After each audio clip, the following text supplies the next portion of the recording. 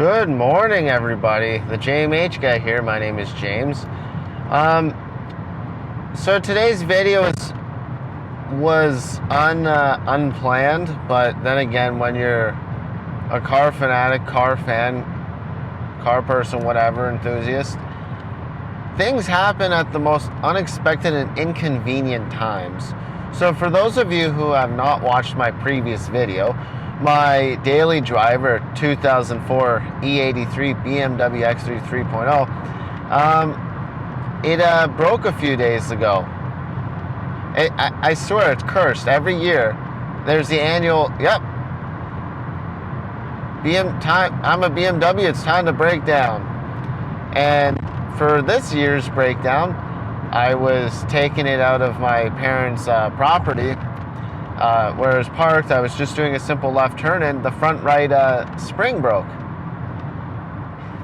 Yeah, because originally I was planning to park the Mercedes, the 1989 W126 560 SEL, and to drive the BMW, because at the same time I am selling the Mercedes. So I got a broken BMW and I'm selling the Mercedes, so it's lots of moving parts, if you can say. I also got a haircut the other day,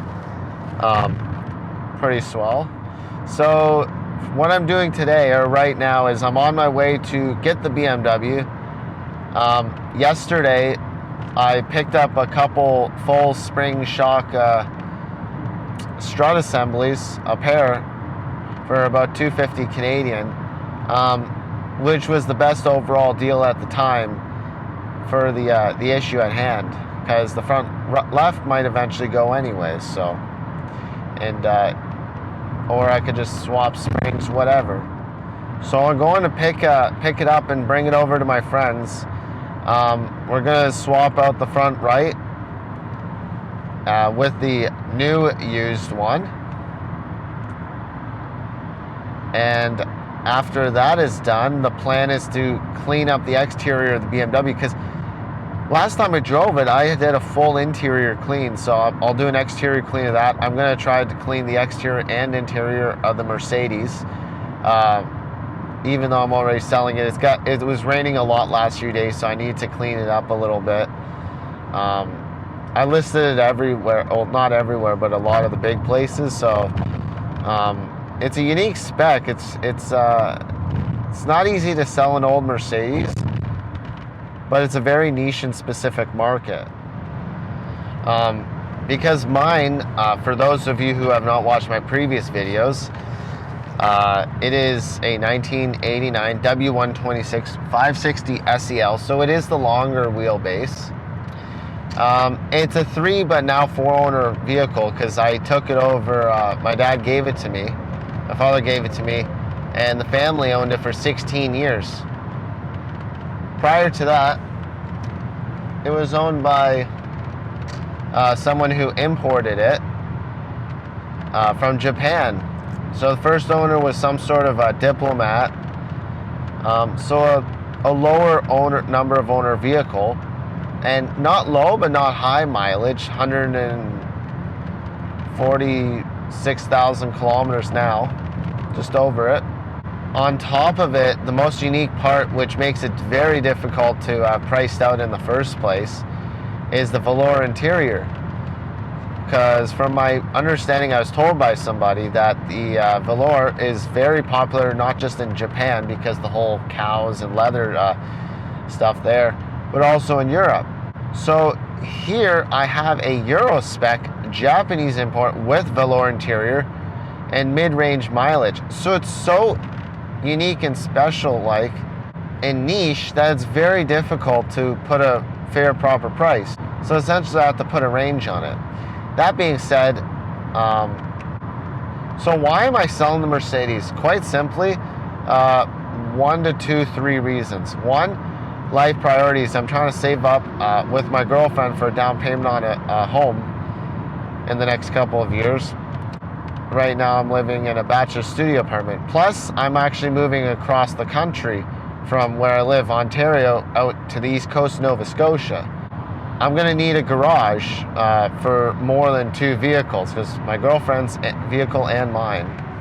So you add those two together, plus on top of that, I'm gonna have to eventually replace the X3 when it does die, so a little bit of extra cash, if I can sell the Mercedes at a decent enough price. I already have a general idea of what I'm looking for my next vehicle, because if low on parking space, I'm gonna want to do an all-in-one vehicle, which in this case will be a probably Porsche Cayenne Turbo, Cayenne GTS, some sort of that. The first generation, I think it's the 951. It just does everything. It's bigger than my X3. It handles amazing. I actually used to work for a Porsche dealership in the service department for a couple of years, helping out the techs, helping out everyone in the dealership. So I picked up a few things of note which really helped me, I believe. I thought of replacing it with another BMW, but as stuck to BMWs as I am, unless like I find like an E60 M5 or something, or the other option was like a Maserati Quattroporte with the ZF 6-speed, so the 09 facelift refresh, then the Cayenne's going to be the all-in-one if it's 2 parking spaces, and pending budget, right? So the Cayenne, there's a lot of great deals on the first gen. And it's basically VW Touareg, but a really nice one. Now, as I said, every year the BMW seems to have yearly issues, and that is true. Last year, the radiator fan seized up, so I had to replace the whole unit. The OEM wasn't much more expensive than the aftermarket, so it just made sense to go OEM anyways. So that was almost $2,000 Canadian. Prior to that, the front and rear drive shafts I replaced. There's a whole bunch of different things. It drives point A to point B. It is great. It's great layout. It's enough power. It handles amazingly, and it's fun to drive. It's just great. On top of the BMW, the age and the mileage, I probably, if I wanted to, I could stretch it to 500K. But in addition to moving out east in the fall, my girlfriend and I were doing a road trip out east in August. So 4,000 kilometer road trip. So that's going to be its own fun challenge as well. So hopefully my car is it's going to be the ultimate test of a high mileage older BMW. Not older like 80s or 90s, but high mileage for the SUV and the X3, of course. So on top of the car stuff, as I mentioned, the moving, I've been doing a lot of packing, transferring stuff, reorganizing my place to get ready for moving out east and everything. It's a bit hectic. It's a logistical challenge, nightmare, but it's one of those, like, once you accomplish it and it works, you're like, yeah, this is fantastic. I did it. We did it, my girlfriend and I. Because once we're out east, there'll be much smoother sailing. No pun intended. So as I mentioned, because the BMW broke, I'm going to play about a 1-minute clip after this one I'm speaking in right now. I'm going to play a clip and let you see for yourself the damage that is on it right now before it's fixed. So see you guys back out at the house, and till the next little clip segment and the update. What the front left looks like. Looks great. Now come on over here. Oh no!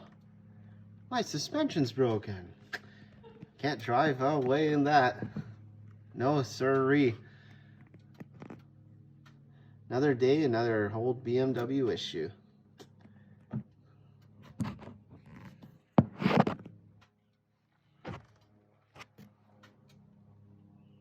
Guess we'll have to see what happens. Checking out the options. Either A, I will replace this on one side or the other, or B, I will just simply get a new ride.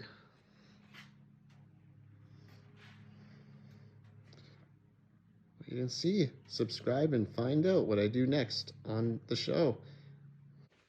All right, we are back here at the house. Got the Mercedes here and the BMW, so let's take a look now that we're back here. So the Mercedes, it was raining. I gotta get it all cleaned up.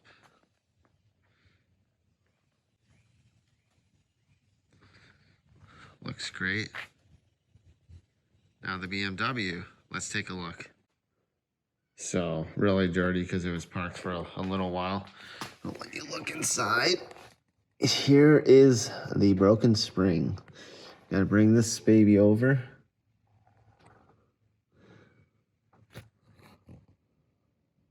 Eek. Not good. Not good. Looks like this now, but it's supposed to look like this. Not broken.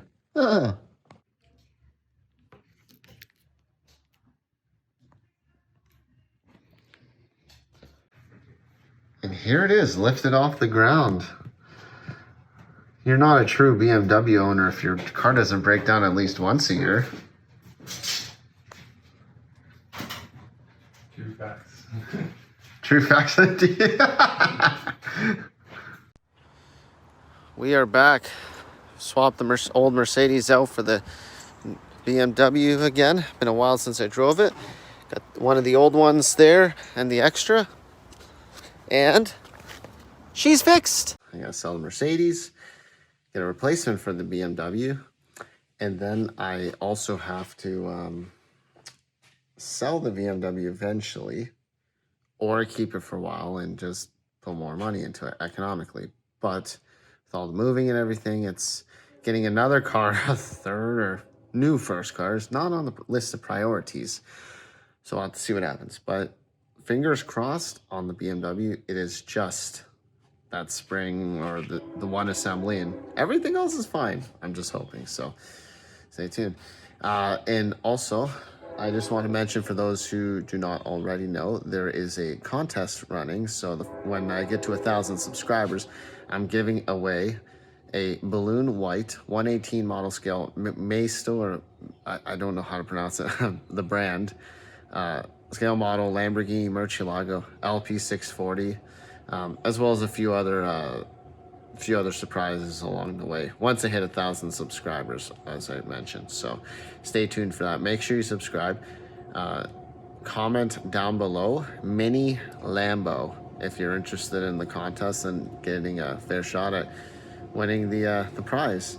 And I'll make sure you stay tuned for the next update video, and we'll see what happens from there. Thank you very much, guys. See you next time. Yeah.